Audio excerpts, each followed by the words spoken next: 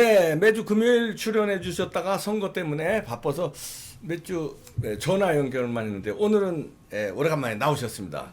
김소정 변호사님이십니다. 어서 오십시오. 네, 안녕하십니까. 아, 선거 후유증이 좀 컸죠? 큽니다. 아이고, 지금 뭐 어떻습니까? 무기력한 상태입니까?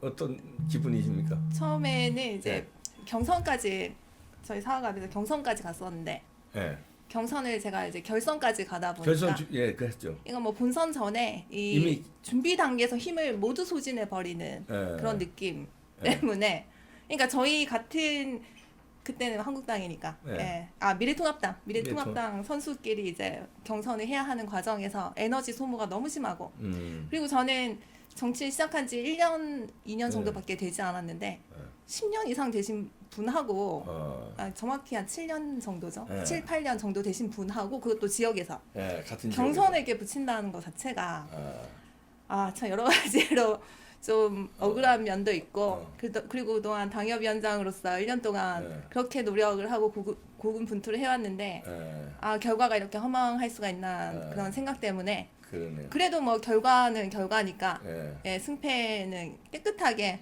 승복하고 받아들이자는 그런 주의이기 때문에 받아들이긴 했는데 그러게요. 속은 많이 쓰리죠. 그래서 이제 결선 투표까지 올라가셔서 이제 패했어요. 네. 누구한테 패했죠? 김척수 후보.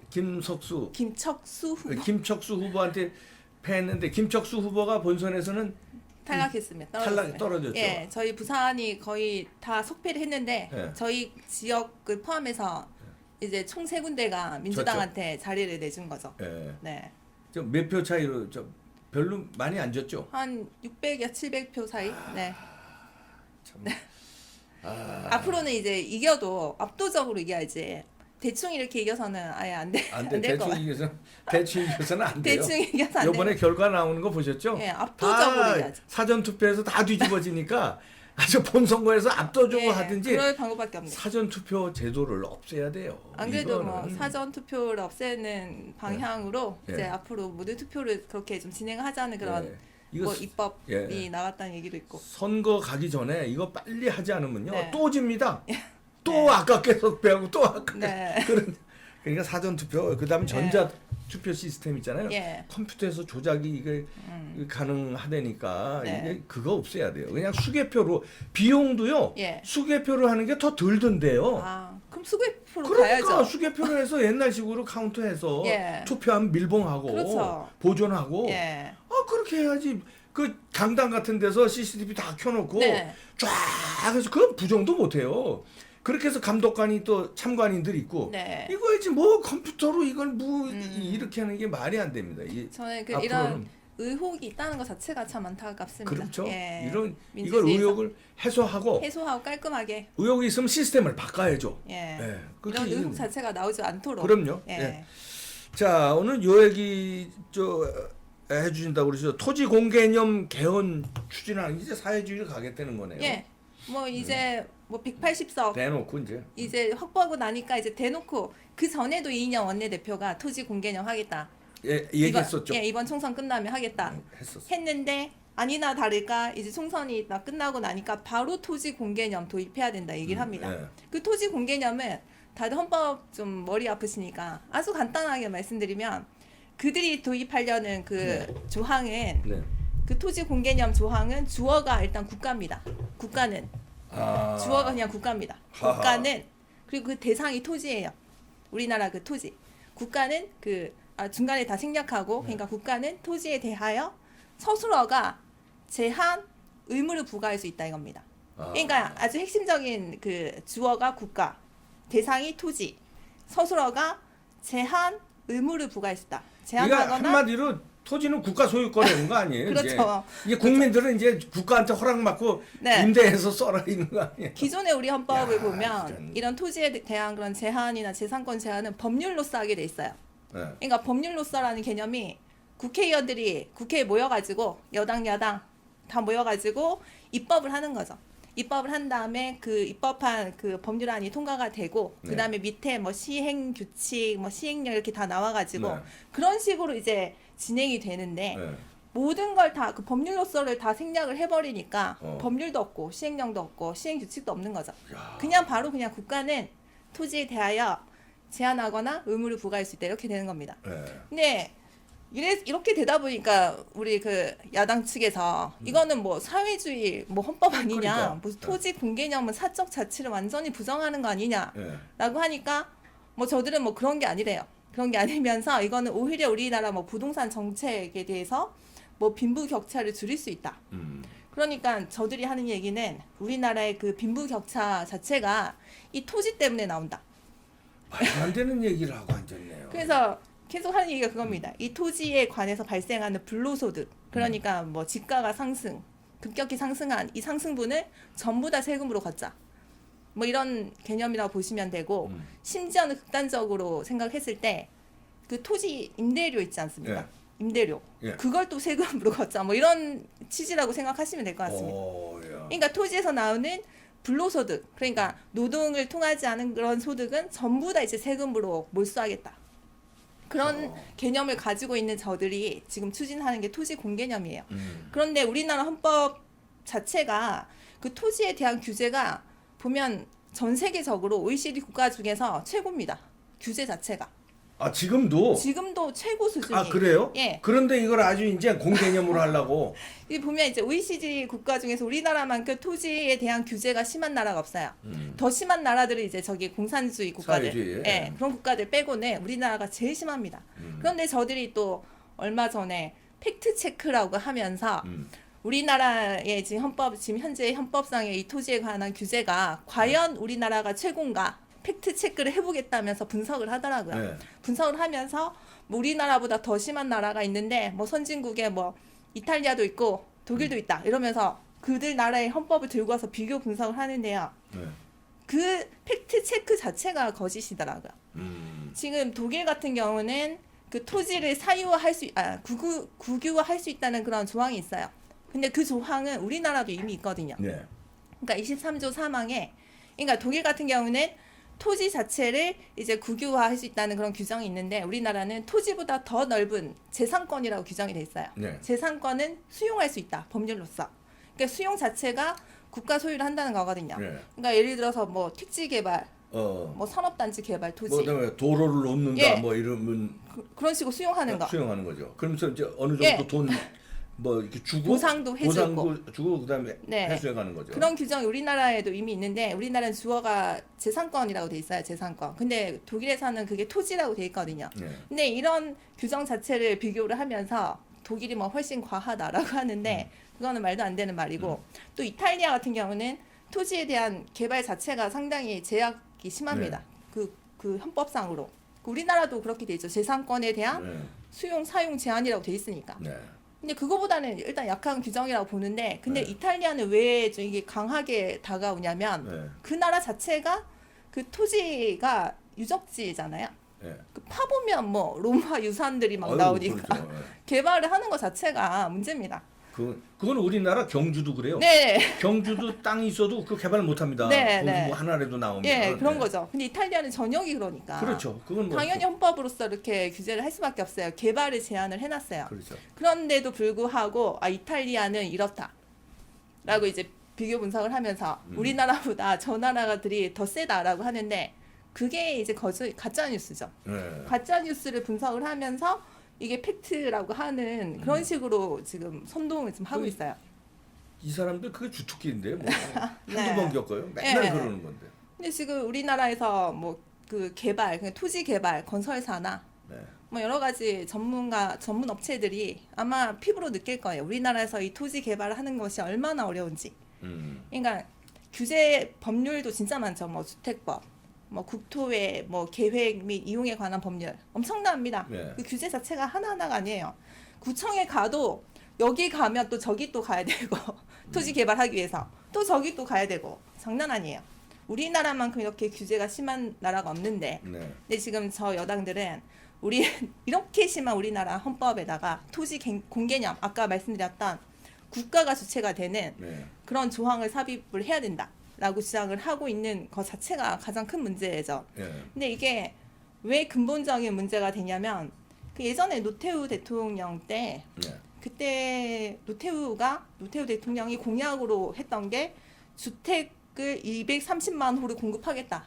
네. 그리고 공약으로 해서 당선이 됐어요. 네. 왜냐하면 전두환 때 땅값이 너무 많이 올라가지고 집이 없는 서민들이 너무 많으니까 네. 주택을 230만 호를 공급하겠다라고 공약을 내걸었고 당선이 됐으니까 당연히 공급해야죠. 네. 근데 공급을 하기 위해서는 그 토지를 매입을 해야 되는데 네. 국가가. 근데 순수하게 안 내놓잖아요. 그렇게 많은 주택을 공급하기 위해서는 엄청난 땅을 사들여야 되는데 그렇지. 네. 그거 이제 쉽게 이제 토지 소유자들이 안 내놓으니까 그걸 강제적으로 좀 하려고 했었거든요. 네. 그리고 또 노태우가 했던 일이 그 일산 신도시 같은 그 예. 제1 신도시를 개발을 엄청나게 했다는 겁니다. 네. 그를 위해서 토지를 엄청나게 매수를 하는 과정에서 집값이 폭등을 하기 시작했고 투기가 엄청나게 발생하기 시작했죠. 네. 그래서 그때 노태우 시절 때 이 투기로 발생한 이익을 환수하는 법률을 만들었어요. 예. 그러니까 이 일산 신도시 같은 그 제1 신도시에 발생하는 이 투기와 관련된 이익은 전부 다 세금으로 빼앗겠다는 그런 법률을 만든 게 있어요. 네. 근데 거기 소유자들이 이거는 너무 심한 재산권 제한이다라고 하면서 헌법재판소에 헌법 소원을 냈습니다. 예. 이거는 위헌이다라고 하면서. 근데 그러니까 위헌 소원이라고 하죠. 예. 냈었는데 그 헌법재판소에서는 그 국민들 손을 들어준 거죠. 국가가 패소했어요.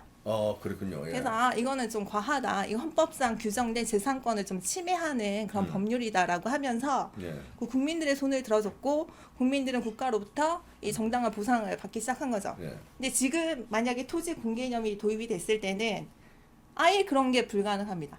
왜냐하면 헌법 자체에 국가가 토지에 관해서 뭐 의무를 부과하거나 제한할 수 있다라고 규정 자체를 해버리니까 헌법 자체가 헌법 위반이다라고 할 법률이 없는 거예요. 아예 헌법 자체에서 이렇게 딱 박아놓으니까 예. 우리 국민들은 앞으로 어떠한 국가의 어떤 재산권 침해를 입더라도 토지에 관해서 헌법재판소가 최후의 권리 보장 그렇죠. 그 기관이거든요. 뭐 법원에 아무리 가본들 아무 의미가 없는 거고 최종적으로 가는 것이 헌법재판소인데 헌법재판소에 가봤자 의미가 없다는 겁니다. 헌법에 그렇게 규정이 돼 있다라고 해버리면 헌법재판소의 그 판단 기준이 헌법인데 그 그렇죠. 헌법에서 국가가 그렇게 할 수 있다라고 규정을 해버리면 자신들도 어떻게 할 수가 없죠. 그때는 뭐 국민들이 100% 패소하는 거죠. 그러니까 예전에 뭐 노태우 대통령 때 생겼던 그 헌법 불합치 판결 같은 그런 판결은 토지에 관해서는 다시는 나올 수 없다는 거죠. 그러면 국가가 지금 저 여당이 지금은 뭐 아주 정의롭게 이 토지에 발생하는 이 불로소득, 그러니까 과도한 뭐 집가 상승이나 과도한 뭐 투기 이익 같은 것들을 세금으로 환수해서 우리 국민들에게 돌려주겠다라고 하잖아요, 지금은. 네. 근데 이게 점점 가면서 어떻게 변질이 될지는 아무도 모르고요. 그 토지라고 하는 거는 지금 뭐 나대지나 뭐 산업단지 이런 것뿐만 아니라 네. 지금 여러분들께서 살고 계시는 아파트의 대지권이라고 있어요. 네. 거기도 토지예요. 거기도 국가가 손을 댈 수가 있어요. 그 아파트도 아파트, 뭐 주택, 뭐 상관없이 야. 국가의 모든 토지에 대해서. 그러니까 제한을 하거나 의무를 부과할 수 있죠. 법률 필요 없이. 아파트 거래 허가제도 왜 들고 나왔었잖아요. 그렇죠. 거래할 거래 때 허가. 정부의 허가를 맡아라. 네. 토지 매매에 대해서 그렇게 나올 수도 네. 있는 거고. 그러면 그거에 대해서 누구 하나 태클을 걸 수 있는 장치가 없다는 거죠. 뭐 국회도 이거에 대해서 법률안을 제출할 수가 없는 거고. 뭐 헌법재판소도 어쩔 수 없는 거고. 헌법재판소가 무기력하다면 그 밑에 있는 뭐 법원들, 각급 법원들도 이거에 대해서 뭐 손을 쓸 수가 없는 거죠. 그럼 앞으로 국가가 그 토지에 관해서 어떠한 정책을 내놓든 국민들의 뭐 재산권을 아무리 침해하는 정책을 내놓는다 한들 이거에 대해서 태클을 걸 수 있는 제도적인 장치가 없어진다는 거. 네. 그게 가장 큰 문제라고 보시면 됩니다. 아이고. 그래서 지금 우리 국민들이 뭐 큰일 났네. 문재인 정부가 하는 얘기를 듣고 불로소득 있으면 안 되지. 저 임대인의 저 임대료 상승 임대료를 가지고 장난치는 거 없애야 된다라고 하면서 이거 전부 다 세금으로 가져가라. 뭐 토지 공공제에 대해서 찬성한다라고 지금 당장은 할 수는 있어도 이게 갈수록 어떻게 변질이 될지는 아무도 모르고 이 토지 공개념에 대한 근본적인 그런 목적은 결국에는 대통령의 제왕적 권력을 아주 강화시킨다는 거죠. 이거는 뭐 다 필요 없어요. 대통령, 그러니까 정부 자체가 우리나라 토지에 대해서 누구 하나 태클을 걸 수 없는 강력한 그런 조치를 할 수가 있다는 거죠. 그러네요. 그래서 뭐 지금 정부가 뭐 대통령의 뭐 권한을, 제왕적 권한을 분산시키기 위한 여러 가지 뭐 헌법적 규정을 도입한다 한들 이런 토지 공개념 조항 하나로 다 무력화될 수가 있어요. 그래서 그런데 이제 이런 부분에 대해서 이제 망각을 하고 대통령 지금 정부가 하는 얘기가 대통령의 제왕적 권력을 뭐 분산시키고 뭐 불로소득은 전부 다 국가 세금으로 다 환수하겠다. 그리고 국민 여러분들께 나눠드리겠다라고 하는 말 자체가 말이 안 된다는 거죠. 어폐가 있다. 결국에는 대통령의 제왕적 권력을 더 강화시키는 토지 공개념이라는 개념이고 이 토지 공개념 조항 자체가 우리 국민들의 재산권을 어디까지 침해할 수 있을지는 아무도 모른다는 거죠. 이거에 대해서는 결국에는 헌법 자체를 다시 바꾸지 않는 이상 그러니까 이 토지 공개념에 반대하는 세력들, 야당 세력들이 다시 언제 집권을 해서 아예 바꾸지 않는 이상은 쭉 갈 수 있다는 거고요. 이게 가장 큰 문제라고 보시면 됩니다. 그래서 이자들이 그래서 50년 집권, 100년 집권 하는 게 그렇죠. 이거 그런데 이 전자개표 시스템 이걸로는 그게 이제 가능해지니까 거기다 이제 막 180석 얻어놓고 막 이제 이런 법 저런 법 다 갈아치우고 자기들 마음대로 50년 100년 가겠다는 거네요. 사회주의로. 그렇죠. 사회주의로. 어디까지 갈지 모르고 우리 국민들의 재산권을 헌법이 침해하게 되면 방법이 없는 거죠. 방법이 없네. 이 우리나라 헌법을 누가 제약할 수 있겠어요? 국민 재산을 그냥 다 그냥 뺏는 거네요. 뺏을 수 있죠. 결국에는. 아니 그러니까 제한한다는 거니까. 제한. 국가가 소유한다는 거니까 뭐 사용은 해줄게. 그러나 언제든 뺏을 수 있고 언제든 세금 매길 수 있고. 얼마만큼의 제한과 의무를 부과할 수 있을지는 그 제동 자체가 없어요. 차라리 그러면 토지 공개념을 도입하는 그 조항에다가 법률로서 한다 이렇게 넣던지 기존의 다른 조항들처럼 그런 제동 장치가 있어야 되는데 그런 게 없다는 게 지금 가장 큰 문제입니다. 그러네요. 큰일 났습니다.